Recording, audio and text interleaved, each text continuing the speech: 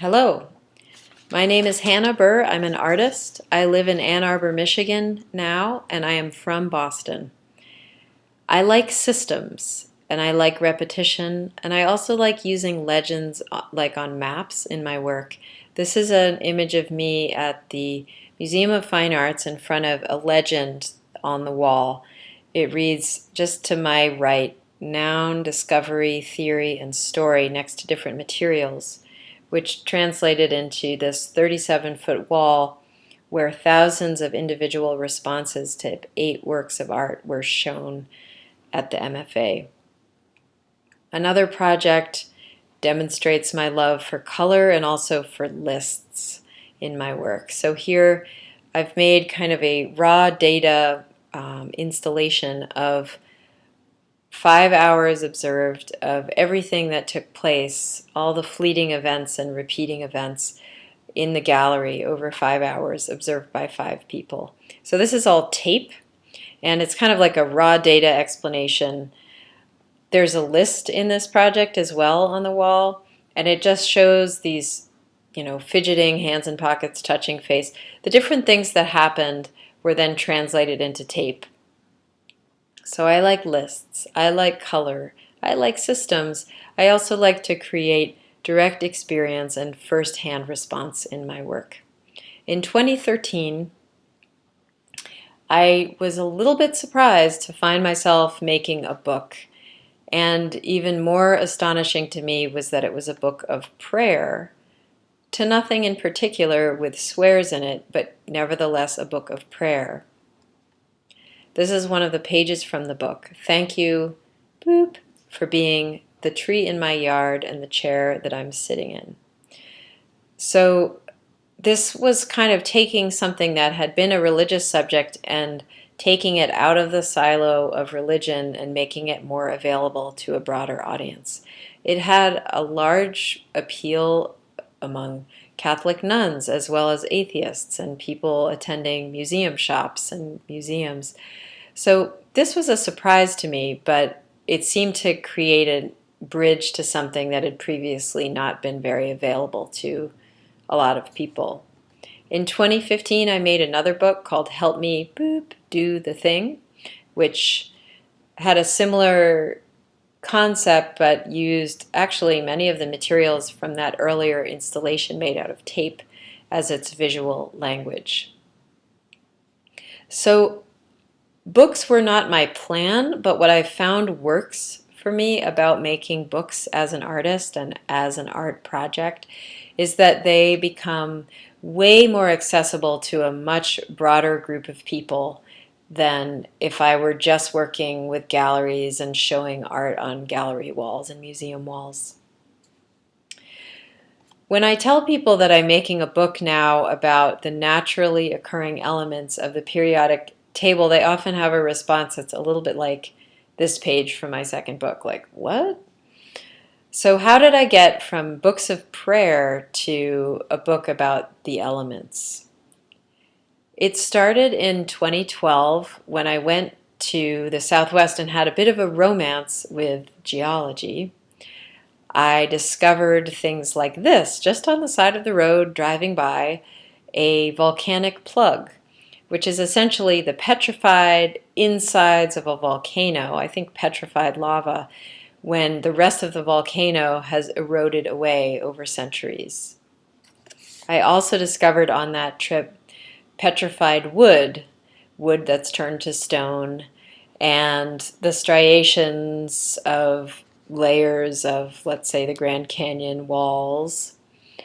And that led me to minerals, and that led me to molecular structure of minerals and how they repeat at a micro scale all the way up the same exact shape from one molecular structure all the way up as they grow. This led me to atoms, and to my surprise, back to this chart, which I hadn't seen since high school. In high school, I got an A in chemistry for memorizing this chart. It had nothing to do with me as far as I understood. It was totally abstract. We learned about men of science and a couple of ladies. I remember vaguely learning what an element was, which is like H, hydrogen, is the lightest element. It has one proton and one electron. Helium, number 2, up at the top there on the right, has 2 protons and 2 electrons. Lithium has 3 protons, 3 electrons, and so forth as they get heavier. So what I rediscovered in 2012 is that an element is a unique atomic structure, and that there are about 120 of them that create everything in the known universe. So they're like the ingredients list for all stuff, everywhere. I wasn't so jazzed about learning the siloed science information, and it really was preparing me for maybe becoming a scientist, but I was already pretty much set on being an artist. So it just didn't feel that relevant. In 2012, though, I rediscovered atoms, and then I rediscovered, or for the first time discovered, these images. This is rhenium. It's a pure element, and I didn't know that an element was like actual stuff and that it was so beautiful. So I just pored over these images, and I was just amazed by what I found. This kind of oily, metallic, very soft looking metal, very shiny, compared to lead, another element, which is kind of whiter, chalkier, duller. It weighs something different, and it's got like a different way that it naturally grows. It looks kind of like a pine cone. Argon is also an element. It's a noble gas, so some elements are liquid, some are gas, some are solid, most are solid. And argon is this beautiful color. It's found in the tires of some luxury cars. It's like an upsell you can get when you buy a luxury car. And it's also in between the panes of double-paned windows as a kind of insulator. So what I was discovering was I was interested not in all of this kind of technical jargon and learning science, but in the first-person perspective of like how and where I could find the elements. And I'm learning that there's nothing you can see, taste, touch, eat, hear, or smell back in 2012 that is not made of these elements.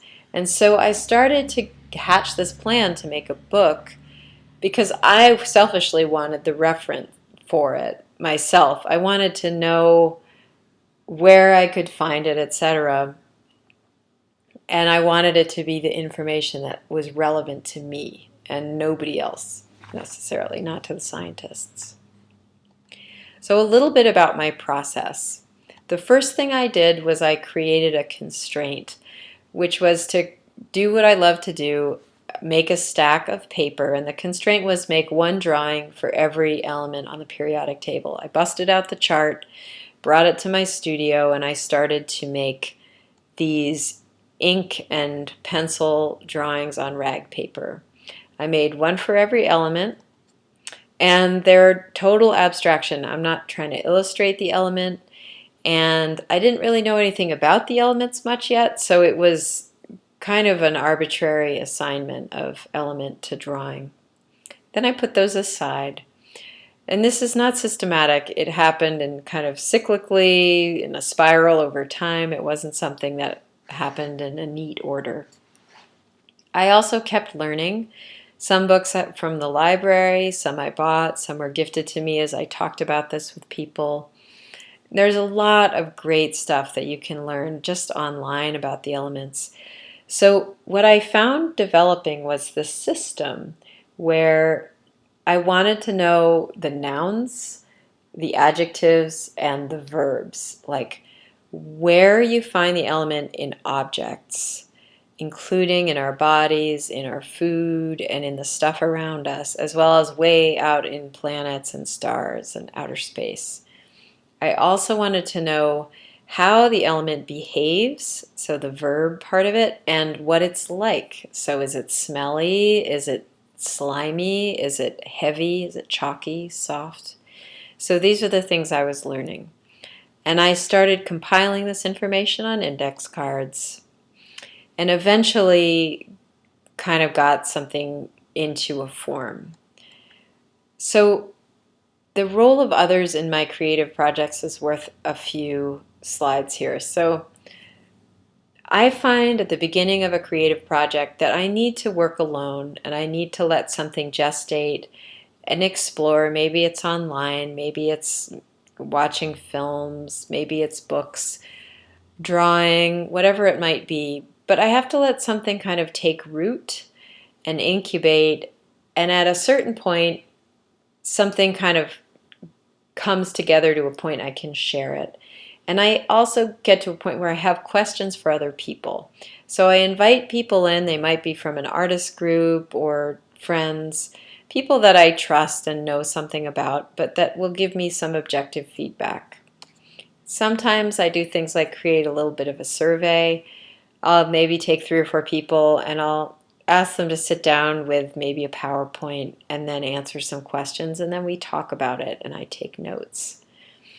So one of the challenges that I was bringing to some friends was the issue of design. There is so much information. This was going to be a very information dense book, which it's totally still in process, by the way.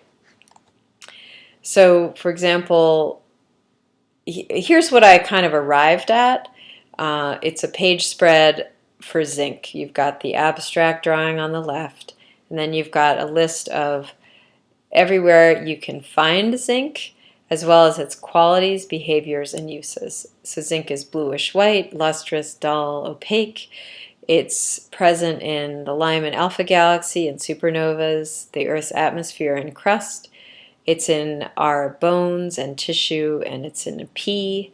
It's in pigments for plastic. It's in cosmetics. It's in streetlights and carburetors. It's in eggs and breast milk and maple syrup and copy paper, in sewage sludge and baby formula. So this is one section of the book. Also, a challenge in the book is the color aspect. There is no color in it so far, right? You haven't seen really much color. So one possible way I might deal with this is in showing the relative abundance of each element as I go. So how much of zinc is there in the solar system, in the atmosphere, in the ocean, in the crust of the earth, and in our bodies? So I gathered that information and I presented it to people in a few different ways. And what I found was like none of them quite worked. Here's one example. This is in some ways my favorite, but it doesn't actually convey very clearly what I want, and it takes up a lot of room on the page. So basically some forays don't appear to lead anywhere or get resolved, and that's part of the process. So basically others are where I see my best work reflected. And here is some of the feedback that I got. We need more you in this book. They saw me very clearly, or my kind of sentiment in the other 2 books. So where am I in this very formally presented sort of set of lists? And there was some insecurity when I was designing that page spread. So where was I in this? That was one question. Another was, what really inspires you, Hannah? And what do you really care about most in this project? Like, that's what we want to see and what we want to immediately kind of grok when we look at this book. Someone else gave me the advice, they were a designer, to just like loosen up a little and let it be a mess. So I needed to hear that, and even though these were things that I didn't really want to hear because I wanted to be told like, thumbs up, you did a great job, it's all set to go, it was important to hear the truth reflected in others. And I went back to my studio and I went kind of back to the drawing board. I made a big mess and I started working with some of my favorite materials and just playing again. I ended up with this series of element sketches. Here's one example. This is nitrogen. Nitrogen is in ultra smooth ice cream. It's in thunderstorms. It's in our DNA and our brains, and it's also in explosives.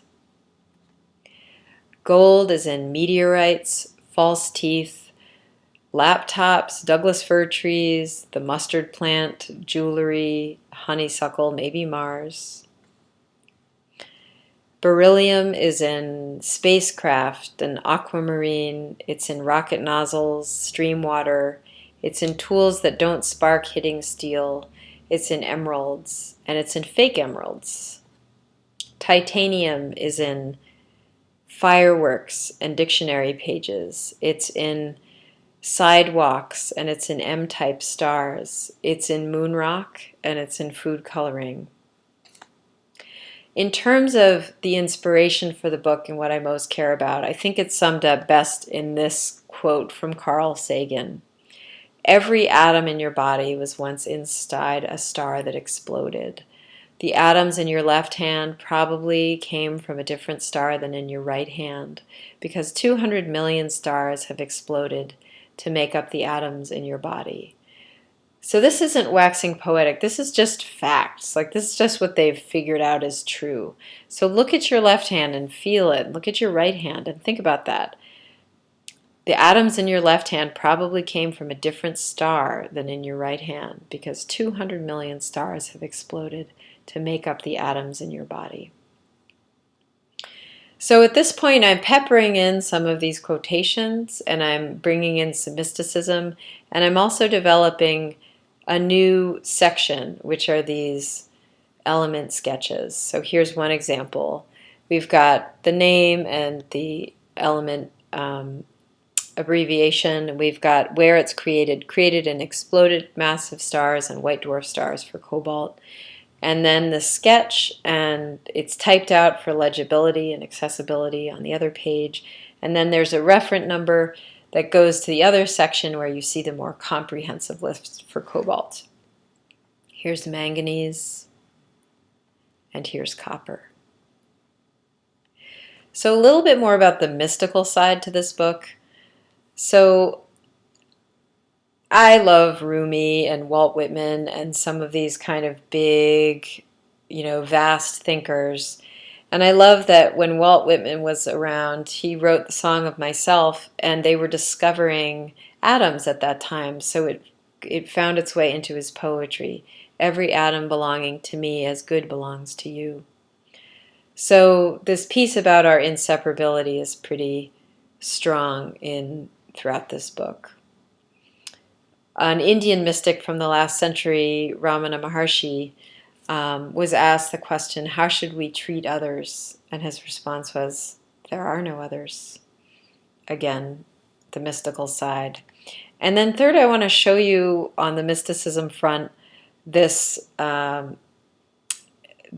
of visual explanation from NASA.